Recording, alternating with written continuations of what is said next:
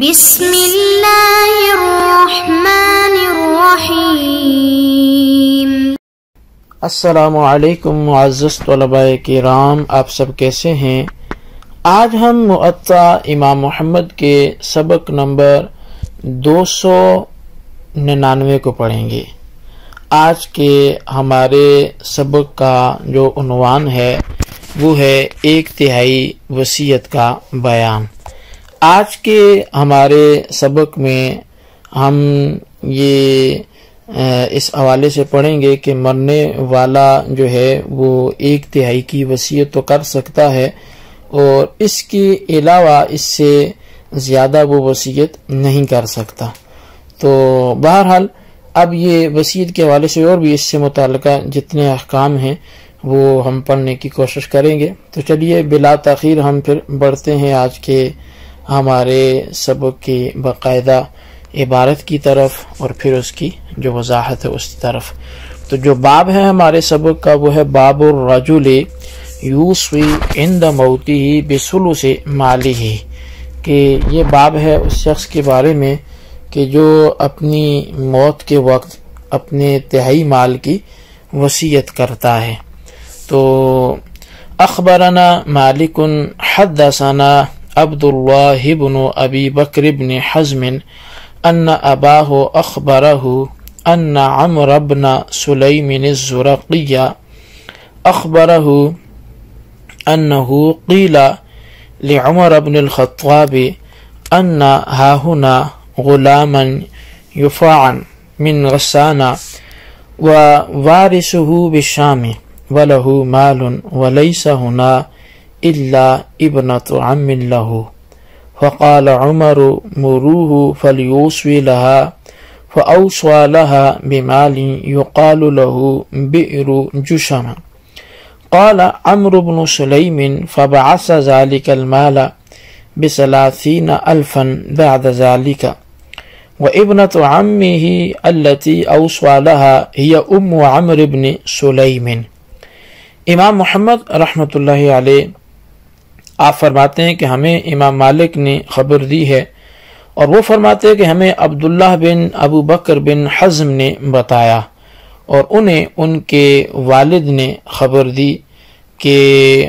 عمر بن سلیم زرقی نے بتایا کہ انہوں نے حضرت عمر بن خطاب رضی اللہ تعالی عنہ سے کہا کہ یہاں مدینہ منورہ میں قبیلہ غسان کا ایک قریب البلوغ لڑکا ہے جس کے وارث شام میں رہتے ہیں اور اس کے پاس مال بھی ہے، یہاں اس کے رشتہ داروں میں سے صرف اس کی چچا زاد بہن ہے۔ بیان کرتے ہیں کہ حضرت عمر فاروق اعظم رضی اللہ تعالیٰ عنہ نے فرمایا کہ جاؤ اسے جا کر کہو کہ وہ اپنے چچا زاد بہن کے لیے وصیت کرے۔ اب بیان کرتے ہیں کہ اس لڑکے نے اپنی چچا زاد بہن کے لیے ایک مال کی وصیت کی جسے بئر جشم جو ہے وہ کہا جاتا تھا۔ تو عمر بن سلیم کہتے ہیں کہ میں نے اس مال کو بعد میں 30,000 میں فروخت کیا اور اس وصیت کرنے والے کی چچا زاد بہن عمر بن سلیم کی والدہ تھی۔ تو بہرحال اب اس اثر میں دو باتیں وہ بڑی اہم ہیں۔ واقعہ مختصر یوں ہے کہ قبیلہ غسان کا قریب البلوغ لڑکا مدینہ منورہ میں رہتا تھا، اس کی ورثاء شام میں تھے اور یہاں صرف اس کی چچا زاد بہن تھی۔ جب اس کا وقت موت کے جو ہے وہ قریب ہوا اور اس کا جو موت تھی وہ قریب ہو گئی، یعنی وقت موت اس کا آ گیا، تو اس نے اپنے تمام جو اموال تھی اس کو اپنی بہن کے نام کرنا چاہی۔ تو حضرت عمر رضی اللہ تعالی عنہ نے جو ہے وہ اسے تہائی مال میں وصیت کرنے کا اختیار دیا۔ چنانچہ اس نے تہائی حصے میں آنے والا ایک کنواں جو جشم نامی تھا تو وہ اس نے اپنی چچا زاد بہن کے لیے وصیت کیا تھا، جو ایک کنواں بعد میں پھر وہ 30,000 درہم میں فروخت ہوا۔ تو اس واقعے میں پہلی بات تو یہ ہے کہ کیا بچہ وصیت کر سکتا ہے، اور دوسری جو بات ہے وہ یہ ہے کہ امام اعظم رضی اللہ تعالیٰ عنہ اس بچے کی وصیت کو درست قرار نہیں دیتے، یعنی یہ اسی سوال کا جواب ہو گیا، اور فرمایا کہ امام اعظم امام ابو حنیفہ رضی اللہ تعالیٰ عنہ کے ہاں جو اس کا مسلک اور مذہب ہے اور نظریہ ہے، آپ جو ہے وہ فرماتے ہیں کہ یہ وصیت جو ہے بچے کا وصیت کرنا یہ درست نہیں ہے،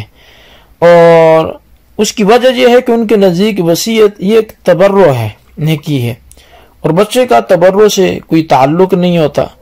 جبکہ امام مالک وغیرہ ائمہ جو ہیں وہ بچے کی وصیت کو تسلیم کرتے ہیں جب دو چیزوں میں امتیاز وہ کر سکتا ہو، یعنی یہ شرط ہے۔ امام ابو حنیفہ اس واقعے کے بارے میں فرماتے ہیں کہ یہ بچہ بھی بالغ تھا، لہٰذا اس کی وصیت وہ نافذ ہونی تھی، اور دوسری بات یہ ہے کہ جب اس لڑکے کے ورثاء مدینہ منورہ میں نہیں اور صرف چچا زاد بہن ہی ہے تو لڑکے کے تمام مال کی یہی تو وارث ہوگی، اسے وصیت کرنا جب وہ حدیث میں لا وصیت للوارث کے اس کا یہ وصیت کرنا وہ خلاف ہے، تو اس کا جواب یہ ہے کہ بچے کے وارث موجود ہیں، اگرچہ مدینہ منورہ میں نہیں ہیں، شام میں رہتے ہیں، لہٰذا ورثاء کی موجودگی میں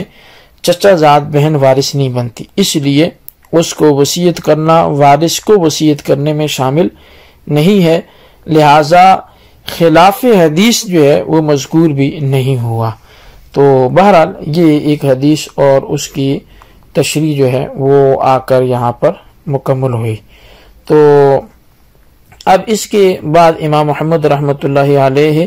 وہ دوسری جو ہے وہ حدیث ذکر کرتے ہیں، اور آپ لکھتے ہیں کہ اخبرنا مالک اخبرنا ابن شہاب عن عامر بن سعد بن ابی وقاص انه قال جاءني رسول الله صلى الله عليه وسلم عام حجة الوداع يعودني من وجع اشتد بي فقلت يا رسول الله صلى الله عليه وسلم بلغ مني الوجع ما ترى وأنا ذو مال ولا ترثني إلا ابنة لي أفأتصدق بثلثي مالي قال لا قال فبالشطر قال لا قال فبالثلث ثم قال رسول الله صلى الله عليه وسلم الثلث والثلث كثير أي أو كبير إنك أن تذر ورثتك أغنياء خير من أن تذرهم عالة يتكففون الناس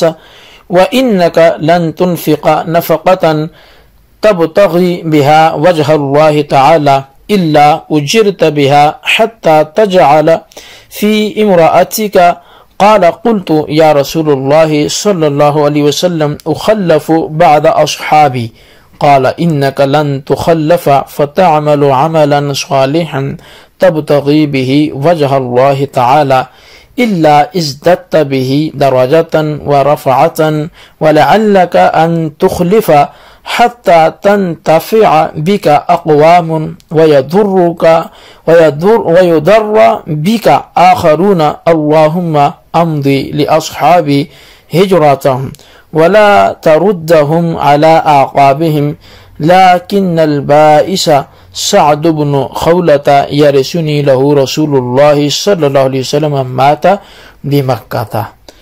یہ حدیث پاک جو ہے وہ ایک طویل حدیث پاک تھی، جسے امام محمد رحمۃ اللہ علیہ فرماتے ہیں کہ امام مالک نے ہمیں خبر دی ہے، اور فرمایا کہ انہوں نے جو فرمایا وہ یہ ہے کہ ہمیں ابن شہاب نے عامر بن سعد بن ابو وقاص سے بیان کیا کہ میرے پاس رسول اللہ صلی اللہ علیہ وسلم حجۃ الوداع کے سال تشریف لائے تاکہ میری سخت بیماری میں میری عیادت فرمائیں۔ تو میں نے عرض کیا یا رسول اللہ صلی اللہ علیہ وسلم، میری اس انتہائی تکلیف کو آپ دیکھ رہے ہیں، میں مالدار بھی ہوں اور میری وارث صرف ایک میری بیٹی ہی ہے، کیا میں 2/3 کا اسے صدقہ کر دوں؟ تو آپ نے فرمایا نہیں۔ میں نے عرض کیا آدھا مال صدقہ کر دوں؟ فرمایا نہیں۔ تو عرض کیا پھر تیسرا حصہ؟ تو آپ نے فرمایا نہیں۔ اس پر رسول کریم صلی اللہ علیہ وسلم نے فرمایا تیسرا حصہ کافی اور بہت ہے۔ اگر تو اپنے وارثوں کو غنی چھوڑتا ہے تو یہ اس سے کہیں بہتر ہے کہ تو انہیں غریب اور فقیر چھوڑ جائے اور وہ لوگوں کے سامنے ہاتھ پھیلائے مانگتے پھریں۔ اور دیکھو تم کچھ بھی اللہ تعالیٰ کے راستے میں اس نیت سے خرچ کرتے ہو کہ اللہ تعالیٰ راضی ہو جائے تو اس پر تمہیں اجر و ثواب ملے گا، یہاں تک کہ اس لقمے پر بھی کہ جو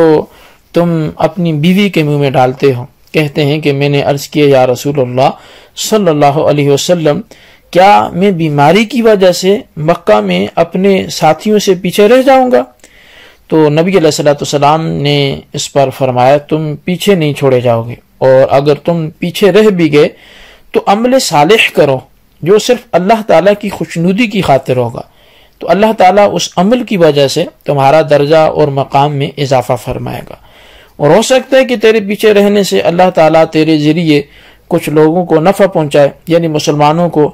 اور کچھ دوسرے لوگوں یعنی کفار کو بھی نقصان پہنچائے۔ چنانچہ حضرت سعد بن ابی وقاص رضی اللہ تعالیٰ عنہ نے نبی علیہ الصلوۃ والسلام کے وصال شریف کے